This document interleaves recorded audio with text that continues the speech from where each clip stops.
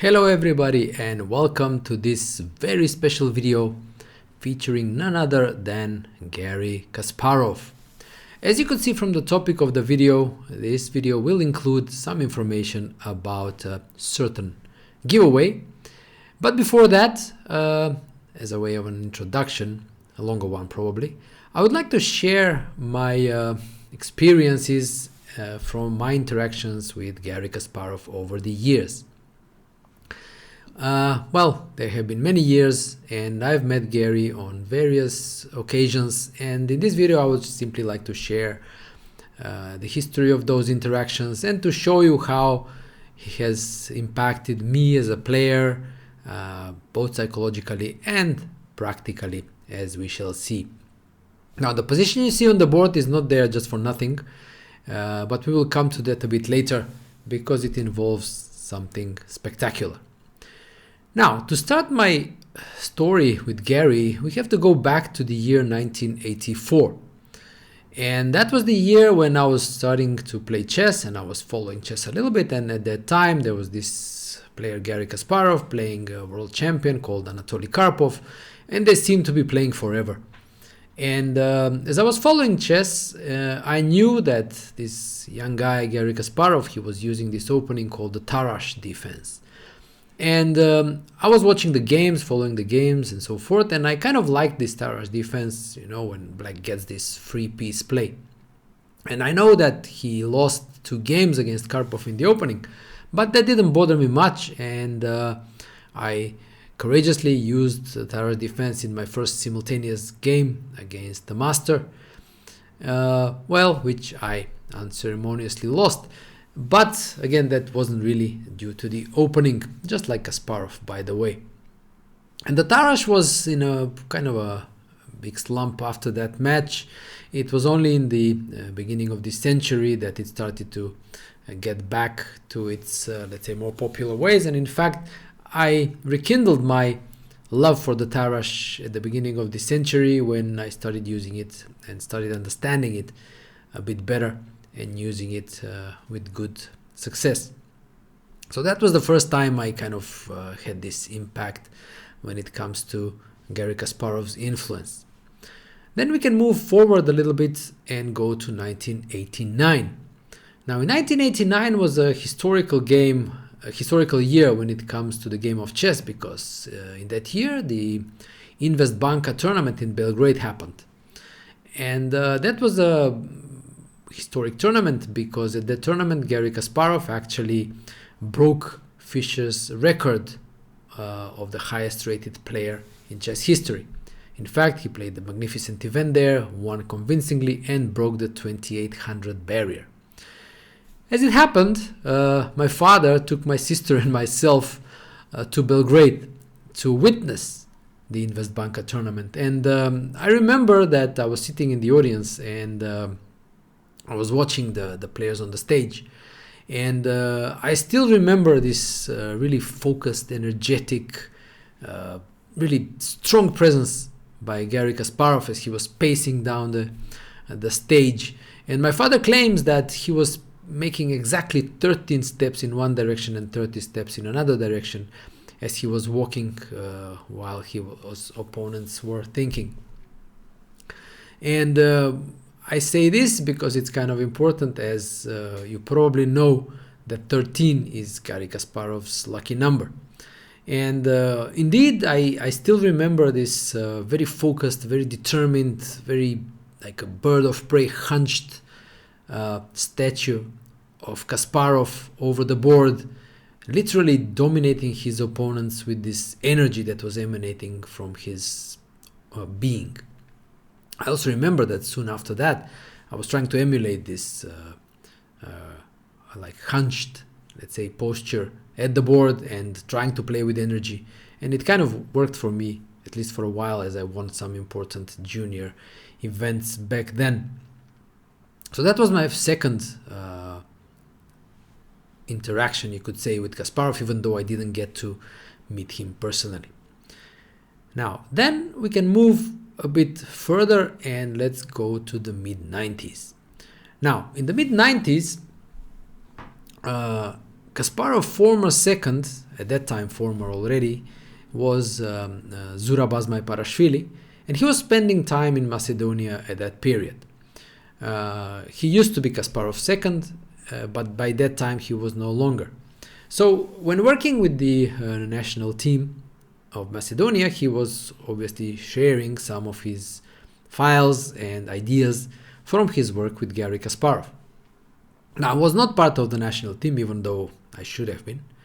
But the players from the team were kind enough, they were friends, and they shared these files with me. And now comes perhaps the strongest influence when it comes to the actual chess part of Garry Kasparov. I was, of course, heavily influenced by his style of play and his openings. I was playing the Najdorf with black, the King's Indian, and I had this, as I call it, serve and volley chess with the white pieces, when basically you play e4, work a lot on the openings, try to find forcing lines, try to find an advantage and try to win the game, or at least obtain an advantage out of the opening, which you then hopefully convert. And I think what I'm going to show you now is one of the, I think the, how to say, strongest and most powerful opening ideas I've ever seen. And one that helped both me and the players from the national team achieve several convincing and fantastic victories with the white pieces, thanks to these ideas. Now I'll move to the chessboard and I'll show you this opening idea, and after that I will tell you another interesting part when it comes to it. So the position you see on the board is from the Taimanov Sicilian, an ever popular opening choice. And in the mid-90s, what I started playing, again, thanks to the influence of these, let's say, secret files that we got, was the system with the bishops on e3 and d3. So bishop e3, a6, and bishop d3. So this was an aggressive setup, depending on black's replies. White wants to go f4, maybe g4, g5, and so forth. But most likely the players were playing in Taimanov style, which is delaying the development of the movement of the d pawn. So because after d6, then f4, g4, g5 comes quickly. So black normally played knight f6, short castle.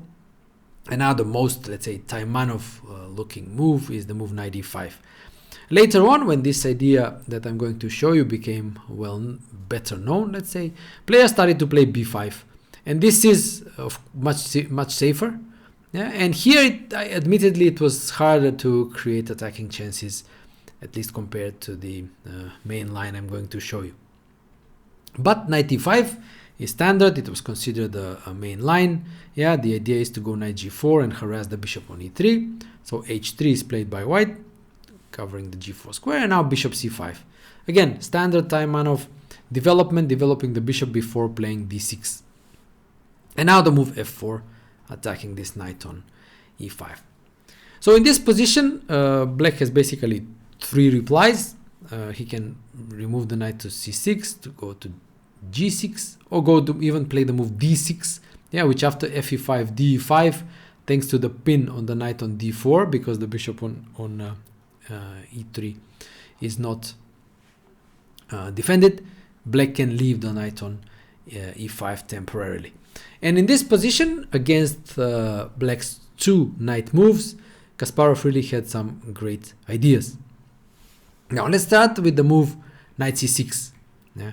This move, for example, was played in my game against the legend of Yugoslav chess, Milan Matulovic, who was a lifelong practitioner of the Taimanov.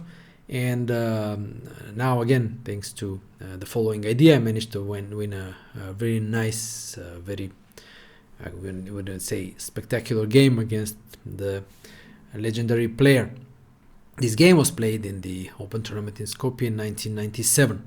Knight f5 is the idea, and in fact this is a piece sacrifice, not after bishop e3, knight e3, which is calmer, but after knight e7, which basically attacks the knight on f5, but also the bishop on e3. And now white's idea is knight g7 check, king f8, bishop takes e5, queen takes e5, king h1, king g7, and e5.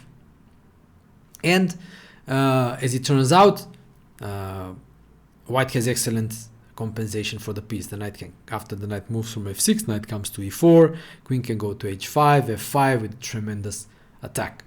The game was, well, of course, not ideal, but the practical difficulties that black faced were big enough, so I won a very nice game against Milan Matulovic. So this was one part of white's idea. Yeah, so after knight c6. But the most spectacular one happens after knight g6. So the knight is placed on g6, closer to the king side, and hopefully black won't suffer any attack. So king h1 is played now, avoiding the sensitive diagonal. d6, finishing development. Queen e1, short castle, f5 now. So black castle and white attacks the knight immediately. It gives up the e5 square, but it also wins the h4 square for the queen. So the knight no longer controls the h4 square from g6, so queen h4 is played. Now b5, and now comes the stunner. If you haven't seen this before, I'm pretty sure it will be quite shocking for you.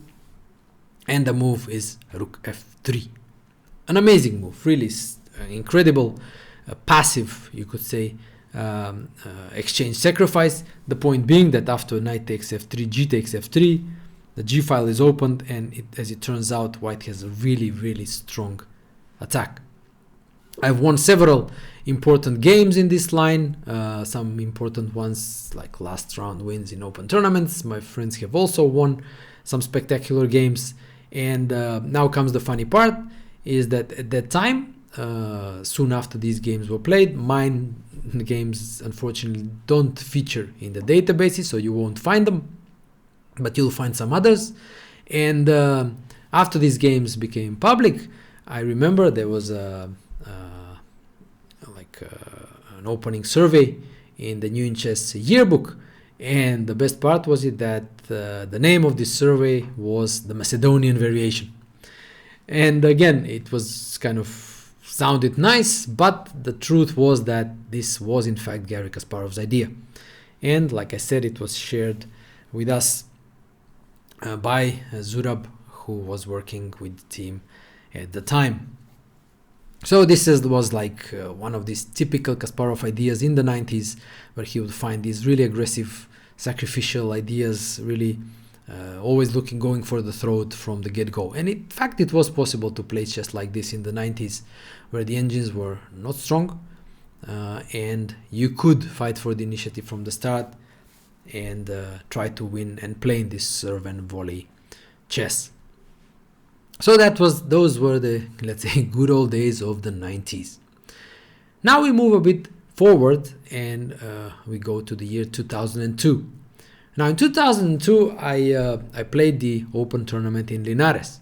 And in those days, the Open tournament, in fact, happened at the same time with the Super tournament in Linares. And of course, Garry Kasparov was there playing. He was no longer a world champion, having lost to Kramnik 2 years prior, but he was still a fantastically strong player. And I remember the tournament was organized as such that before the games of the Open started, you could go to the hall where the Super tournament was played, and you can follow the games of the superstars, I think approximately half an hour before your own game at the Open tournament would start. And of course I would do that without fail, and I was really impressed watching at these players. Kasparov was playing, Anand was playing, Ivanchuk was playing, Ponomariov was playing, who at that time was the FIDE knockout world champion. And I have two episodes from that tournament which kind of left an impression. One was a discussion on the stairs of the Annibal Hotel between Anand and Kasparov. They played a very exciting game, Anand being with the white pieces in the English attack of the Najdorf, and the position was such that Anand's king was kind of limited to the first rank, because black had this really hemmed-in pawn on b3, limiting the movement of the king. And they were discussing some lines, and I was just standing there following the analysis. And at some point, what hit me was that Anand said something along the lines, yeah, and I thought this was unpleasant or something along those lines. They were talking about some rook endgame where White's king was kind of limited to b1 at the first rank. And then Kasparov looked at him and said, no, but it is lost. And then it hit me. You had these two geniuses, okay, Anand and Kasparov, and then you have Anand thinking that something is so and so, and then you have Kasparov knowing that it was so. And this in a way kind of made some difference to me. I don't know, it was kind of, okay, these guys are geniuses, but even between them there are some differences and let's say levels of knowledge and understanding and so forth. So this was kind of I don't know, eye-opening a little bit. Then there was another situation which I witnessed, and that was the game which won the tournament for Kasparov. I think it was played in the penultimate round when he was playing Ponomarev with the white pieces.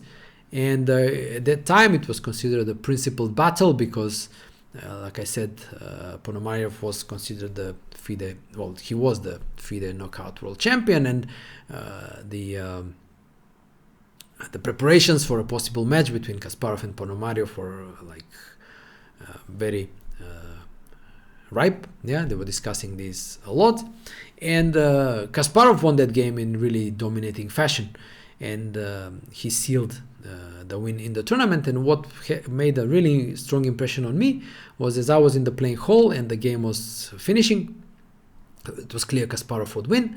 I glanced towards his mother, Clara, and Yuri Dohoyan, his second, who were sitting nearby in the audience, and they were getting very excited. And then when Ponomarev finally resigned, the expression of joy and happiness on his mother's face, and the gesticulation that she was like really so excited that her son won, was, I could say, surprising to me, because I had the impression that by that time they should have kind of got used to Kasparov winning pretty much everything and winning while having been a world champion and so forth. But even after so many years, you know, his mother was extremely super happy that her son won yet another Linares, yet another super tournament, and established his domination in the world of chess. So it was kind of okay. In a way, it was sort of refreshing. It also reminded me, for example, later on with Michael Schumacher's celebrations when winning Formula One races. Okay, I mean, he won so many in his life, but every single time he was so happy as if he had won for the first time. So that was something I kind of appreciated, you could say. Yeah, so that was Linares 2002.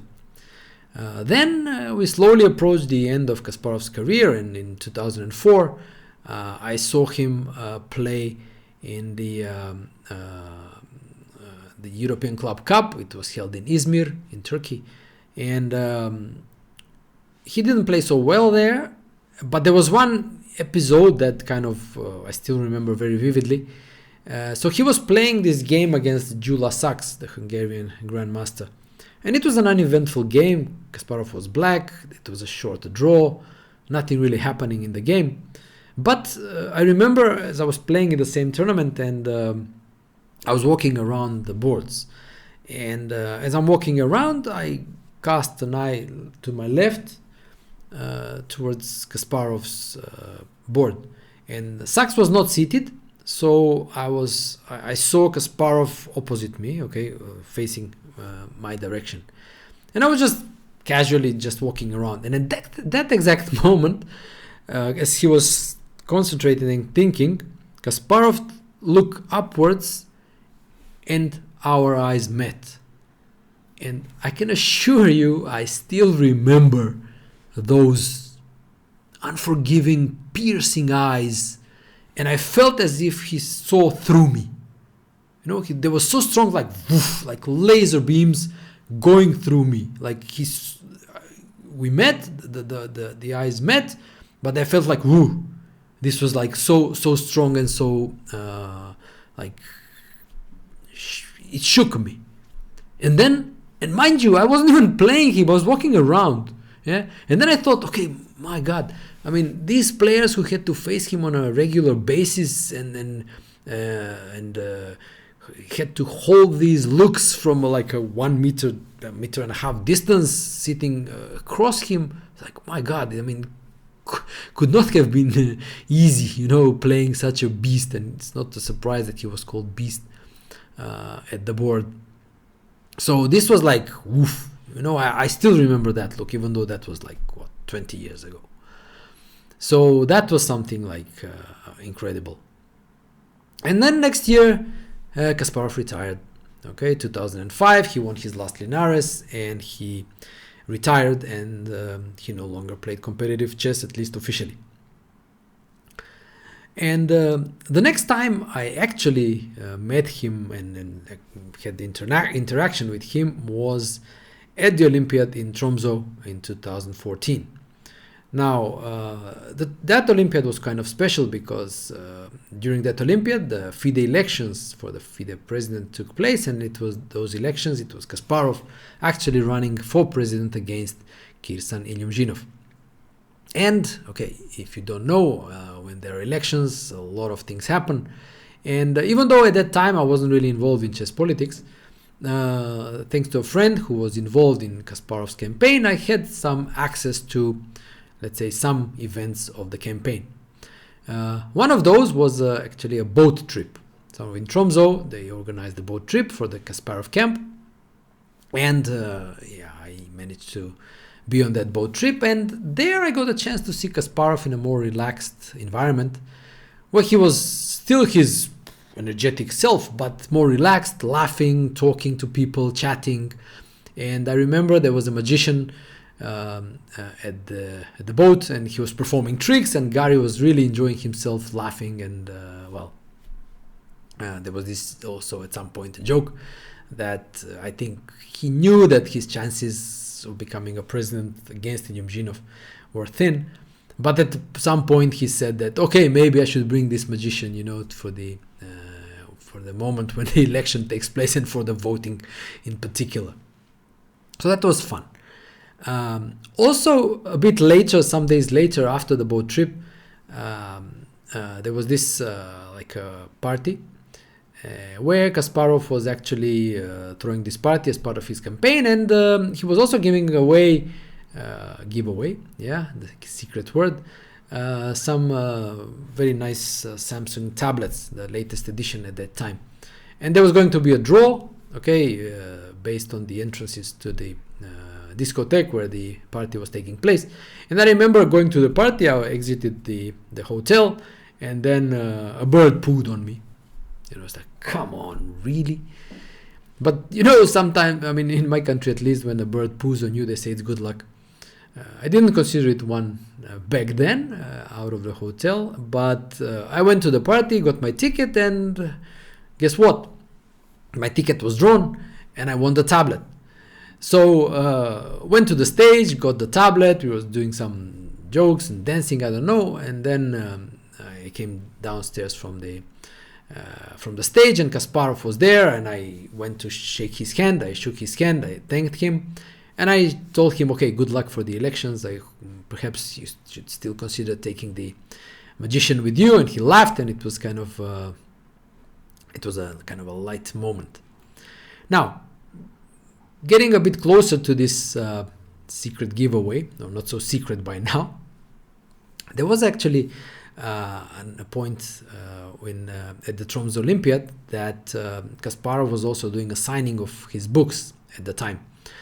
And there were goodie bags that both candidates were giving to the players, participants of the Olympiad. And the goodie bag I received contained a book by Kasparov of my great predecessors. It was quite random. You could have got any book, really. But guess what? I get the correct one. And by correct, I mean the following. It is the book that I, together with Chessable, will be giving away, and I will tell you about the rules of the giveaway a bit later on. Before that, I will tell you what happened with that book I got in Tromsø.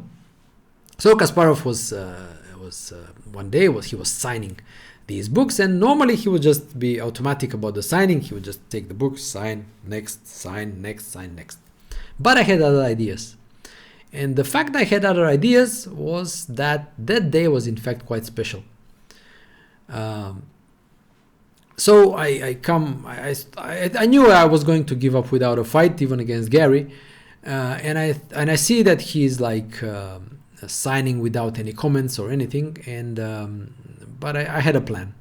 So my time comes, I come to Gary, I give the book, and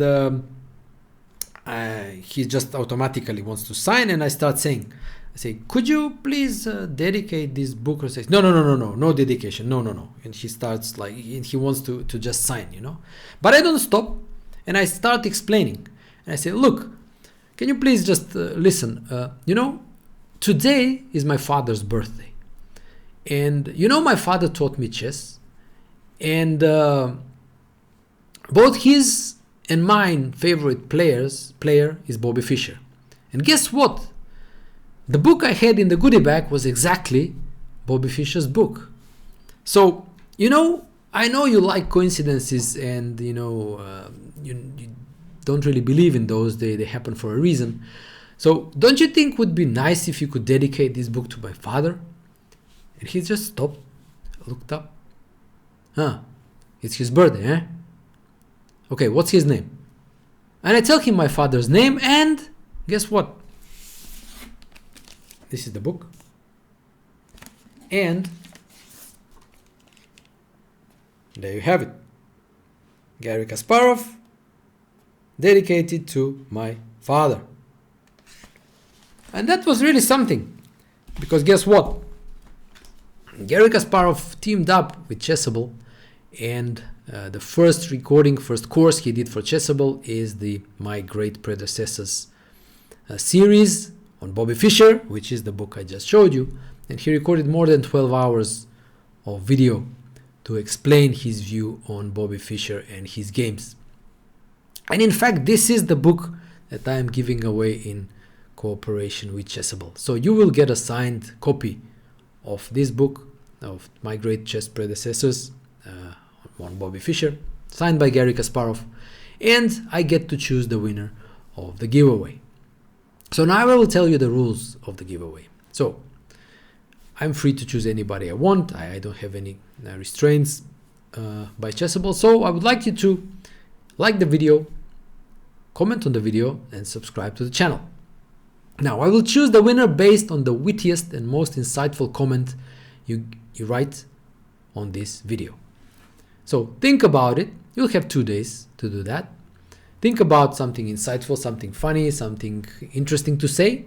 I will check the comments, and I will announce the winner on Friday on my Twitter. So also make sure you follow me, but I will also reply to the winner here on YouTube. Then I would like the winner to get in touch with me. You see all my contacts in the description of the video. You know where to find me. And of course, there will have to be some proof that that person has subscribed to the channel and that account is actually theirs. After that, the winner will give me the details of the address where they want the book to be sent, and Chessable will make the shipment. So these are the rules of the giveaway. You get a great chance to have a copy signed by Garry Kasparov, the book on Bobby Fischer from the series My Great Predecessors. So, it's kind of I think a nice way to, appreciate both Gary, Chessable, the course, and also, as you could see from this story, it kind of connects nicely to my own experience with Garry Kasparov. And before we wrap up, there is one final story, and I think perhaps the most interesting one, at least it was the most interesting one for me. And it happened some years later, in 2019, pre-COVID times, still the good times. It happened during the Golden Pawn Award organized by the European Chess Union. It was a big gala held in Monaco in 2019. where the European Chess Union was giving awards for various achievements to different people. I was invited because at the time I was the president of the Association of Chess Professionals, and Garry Kasparov was there, Judith Polgar was there, pretty much everybody in the chess world was there. So it was a really enjoyable evening. You can see photos online. It was a very high-level event. But I still had some plans for the event, not just enjoying it. And one of the plans was to kind of ambush Garry and ask something I had always wanted to ask him. So at one point in the evening, during the evening, I had a chance. Outside of the restaurant where the gala was taking place, there was this big open area where the players could go out, catch some air. And at one point I noticed Kasparov going out, and of course people always attack him, taking selfies and so forth, but I was biding my time.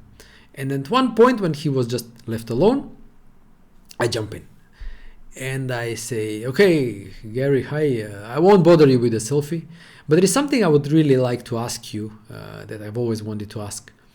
And what I wanted to ask him was in fact how he chose his openings in his World Championship matches. I wanted to ask him about 3 opening choices. One was the Grunfeld against Karpov. Why the Grunfeld against Karpov? Second was why the Dragon against Anand. And third, why the Queen's Gambit accepted against Kramnik. So these were opening choices that he kind of introduced as new ones because he hadn't used them before. So he started using the Grunfeld in his World Championship matches against Karpov, then continued. And he started the Dragon in that match against Anand, never tried it again, basically, except for one more game against Anand later on in one Linares. And the Queen's Gambit accepted, he first time used it in his match against Kramnik and then used it a few times later on. So I just wanted to understand based on what did he choose these openings. So I decided, I knew time was limited, and I decided that I should start with in medias res, And I started with the match with Anand because I knew that's a pleasant memory for him. And asked him, like, why the Dragon against Anand? And what he told me was, in a way, interesting, but something that I had heard before. So he said, as I was going over Anand's games, I saw that he did not really have that great experience and that great results in the Dragon. So I decided to prepare it and use it against him. And then I was thinking, really? I thought he would start telling me, Anand, maybe he doesn't like getting attacked. He doesn't like his king under attack. He doesn't feel well in these positions. But what he actually told me was basically pure statistics. I checked his games, not many games, not great results. Okay, just play that. And I was like, okay, this was a bit too pragmatic, if you will. And time was short. So on the spur of the moment, I decided not to ask about the QGA against Kramnik because I didn't want to spoil his mood. I mean, he was getting a prize there, so he was in a kind of high spirit, so I didn't want to remind him of that lost match against Kramnik. And also I didn't ask about the Grunfeld against Karpov. I think at some point I read that that was the reason he chose the Grunfeld against Karpov was that he checked, as he was checking his games, he saw that Karpov really had very little experience against the Grunfeld. So he picked it up for the London Leningrad match in 1986 and started using it ever since. And what really resonated with me when it comes to this reply that he chose the Dragon against Anand based on basically statistics, was that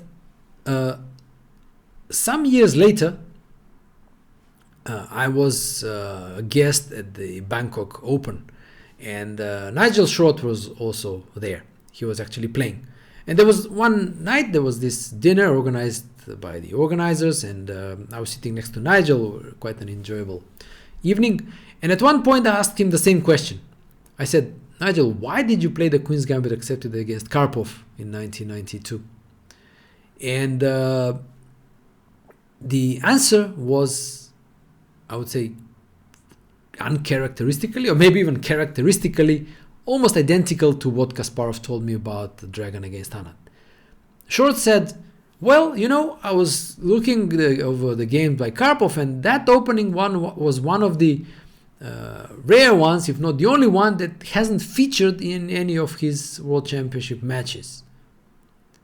And again, it's this pragmatism of these top players when they choose their openings was really kind of revealing to me, because I would, like I said, I would expect, okay, stylistic points, you know,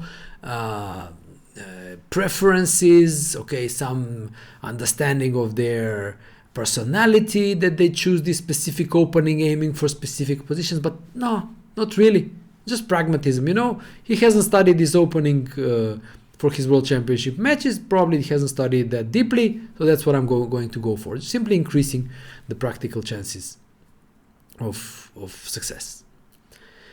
And as it turned out, okay, 2019 was the last time I met Gary. I spoke to Gary. I think large part in this is the COVID, which struck soon afterwards. And so far, like I said, that was my last interaction with the great champion.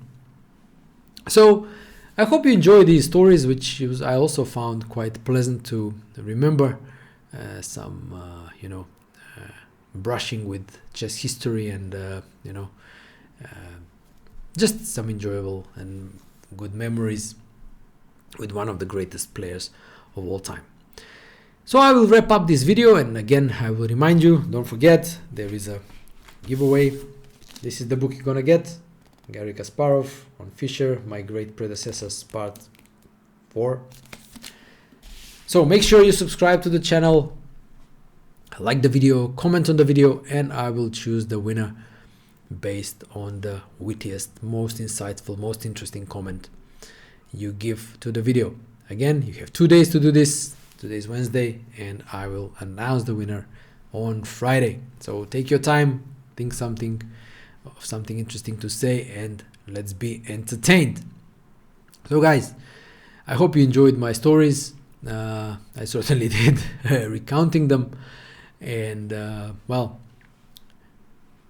good luck for the giveaway, and yeah, I hope you win, whatever that means. Let the best one win.